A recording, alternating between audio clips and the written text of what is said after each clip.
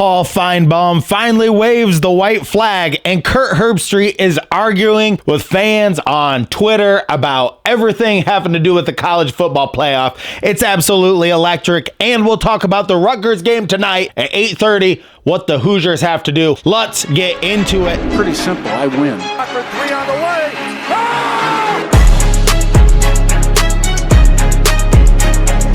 Hello guys, and welcome to Indiana Sports Connection. I am your residential anchor, Aaron. Thank you so much for being here and being part of this Indiana Hoosiers community. So we have a lot to talk about because although the Indiana football season is over, Kurt Herbstreit just keeps ripping. I mean, he ripped Indiana. We're going to talk about his comments on X and how he's fighting with people. And there's a comment he made on there that just has Hoosier fans and fans all across the country absolutely pissed off at Kurt Herbstreit, which they should be. This guy is an absolute SECSPN clown, just a complete clown. So we're really going to expose his hypocrisy, and we're going to talk just briefly about what is the job of these people at ESPN. See, I think his job is a little bit different because of the position he's in. But if this is your first time here, hit that subscribe button down below. Thank you for joining me on Indiana Sports Connection, where the most passionate fans come to talk about the games. This episode is brought to you by BetUS. Use my promo code Indiana125 and save 125% on your first 3 deposits and 10% of all of the AdSense revenue on this channel going to T2T.org. Love to support them. And thank you so much for all of you for being here. And let's pump this video out to tons of Hoosier fans, because what Kurt Herbstreit said has got a lot of people pissed off. After the SEC has gone 4-1 in these games, he doesn't have a leg to stand on. He looks like a complete ass. And we're really going to get into it. Pump this video out to all the college football playoff fans across the country and across the globe. And now, without further ado, let's get into talking about the Indiana Hoosiers. Alrighty, Hillbilly Monkey, what do you think of this damn fool? Well, I'll tell you, what the hell does he think? He can't ever admit when a smaller program school or somebody that he doesn't consider to be one of the woo-woos, he can never say that somebody deserves to be there unless it's one of his teams. Yeah, you are exactly right. It's just the hypocrisy of SECSPN. They have to. They're salesmen, okay? They're salesmen. They're selling your product, okay? I sell mattresses. Denver Mattress, they make Doctor's Choice mattresses. So they're going to try to sell you that mattress because that is a mattress Denver Mattress makes. That is that way. Know your stuff when you're buying stuff, when you're selling stuff. Know your stuff, know where it's coming from, because we're going to play a clip here of Paul Finebaum, and he finally throws in the white flag and says, that Alabama was complete garbage. Hillbilly Monkey, let's run that clip of Finebaum. It was a mess. And the Alabama fans with whom I've been in contact with since yesterday are hopping mad. A lot of the good that he did early in the season went out the window.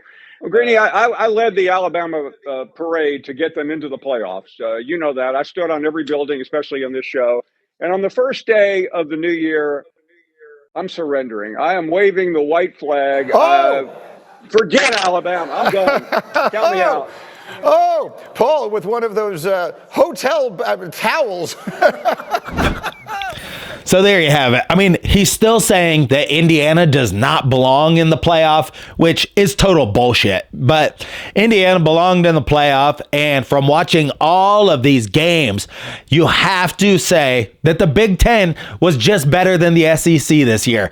You can sit here, Alabama and South Carolina and Ole Miss, and you can sit here and cry around, but you're 4-1 against the Big Ten teams. And look, we watched all the games yesterday. Arizona played Texas like right down to the wire, and you could say a lot that Arizona is not that high of a caliber of team of one of those teams, and they played one of the really a team that had a very similar record to Indiana, Texas. They played them right down to the wire. It really should have won that game if it wasn't for that terrible targeting call. Leave your comments down below. That was awful. But the whole time I was watching that, all I was thinking was, Scaramouche, where you do the Fandango. Thunderbolts of lightning, very, very frightening me. Galileo, Figaro. the whole time, every time I heard that name, oh, like Scaramouche. But I think of the weirdest things while I'm watching a football game. Those are the type of things that get stuck in my head, and I can't stop thinking about it. Arizona State, they put on a great showing against Texas. Illinois beats South Carolina.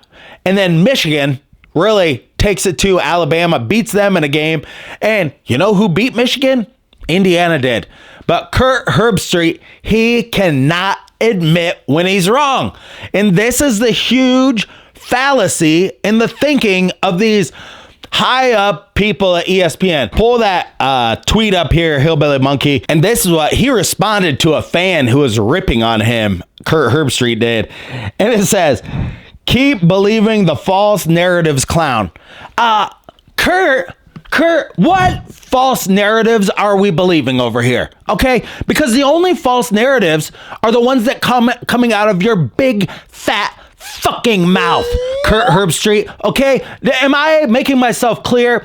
You should be ashamed of yourself. You should at least be big enough of a man that you work at ESPN and you announce these games that you can admit when you're wrong, because you are dead wrong on this. The fact that you're sitting here arguing with fans on Twitter just shows what kind of a punk ass, and really everybody that goes to Ohio State, punk ass, you know, that is pretty much the name of the game. We watched you Ohio State people come over here and hate on Indiana football forever and ever, like coming into our stadium, and you're just one of the worst fan bases out there. Am I happy Ohio State killed Oregon in the game yesterday? Yes, I am. And did Kurt Herbstreit say that Oregon just shouldn't have been allowed to be on the field with them? No, he didn't. He didn't really say that. He did say that Oregon got dominated up front by Ohio State, but he's not going to say the things about Oregon in the derogative way that he said them about Indiana. And for that, you are a fucking liar, Kurt Herbstreit. And that's just all I have to say about it. Because, yeah, am I getting too pissed off about this? Paul Feinbaum, at least he had the balls enough to say, I waved the white flag, even though he won't say Indiana deserves to be in. But the SEC was absolute garbage. And you got owned by Altmaier of Illinois and Orgy, who can't even throw the ball for Michigan. The SEC got absolutely owned. So you people down there in the South who love these SEC teams, you can spend this whole offseason talking about how great your teams are going to be next year. But the bottom line is this: the Big Ten is your daddy. The Big Ten is your daddy this year. And you're just going to have to wait this whole offseason and see if you can beat us next year. All right, Hillbilly Monkey, let's move into talking about something else, because let's leave this to rest. This football talk, there is a lot of politics involved in this, and that's what I hate about the football game. Basketball is more like, you go out there and prove it. You deserve to be there. You know what I'm saying? So IU is going to play Rutgers tonight. We're going to transition and start talking about this because Rutgers is trying to figure it out. They've lost some games and they've had some bad losses. IU is a 5-point favorite at home this game on Peacock at 8:30 tonight. And it's going to be a tough game for the Indiana Hoosiers because Dylan Harper is going to shoot the 3-ball. Rutgers has about 4 guys that shoot the 3-ball really, really well. Hillbilly Monkey, let's pull up those stats. Martini shooting 40% on 3-pointers. Somerville shooting 33%. Harper shooting 37%. Rutgers, they are going to try to shoot from the outside, and they play a really tough style of defense. Indiana, we have to remember, they are a favorite in this game, but they have really struggled against Rutgers. And Rutgers has 2 young guys, Ace Bailey, Dylan Harper, who are trying to get this team together. These guys are going to come in here and look, his brother hit a long 3 against Indiana to beat them when Archie Miller was here. That's all I can think about when I think about Rutgers playing at Assembly Hall tonight. What can Indiana do? Like Umar Ballo, look, he was out again. Like the next night, he was out. After he was caught out Like, we can just say there is a big-time culture problem at Indiana. Now, is he going to play in the game tonight? Most likely he's going to. You know why? Because we paid him a bunch of money, and he's supposed to be some kind of a basketball player. I don't really see it yet. He's not really shown me any type of anything, but Umar Ballo, he is out at the bar just 2 nights, seen at the video club playing pool. This Indiana team has big-time culture problems. So do we think that the calendar changed to a new year? It's 2025.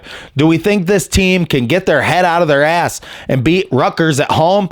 We better hope so, because if they lose this game tonight, and this is one of the most winnable games on their schedule. I hate to say that this is a must-win game, but it is a must-win game. If you lose this one, like USC game is probably another weak game, and on the road against Washington is a weak game, but Indiana only has maybe like 3 or 4 games where you could say favored in the game by Vegas odds. Ace Bailey, and he leads them in rebounds, and Dylan Harper is going to shoot the 3 ball. He made 4 threes in their last game. He had a triple-double in their last game.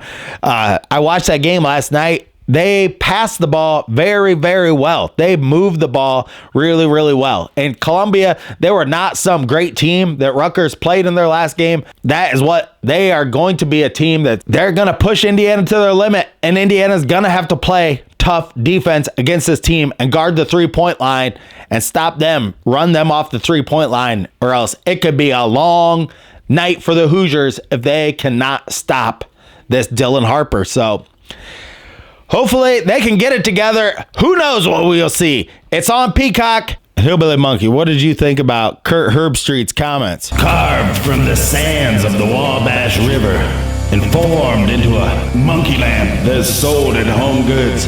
It's the Hillbilly Monkey Perspective on Indiana Sports Connection.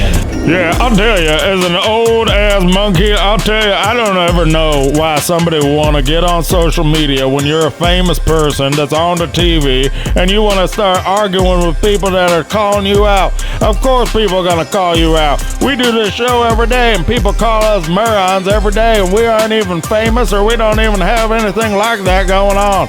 But people are just going to call you out. If you're out there, you're giving your opinion, you're saying things, people are going to say that you're wrong, and the fact that you really want to argue with them on the Twitter or the X or whatever they call it, it just make you look like just a horse's ass.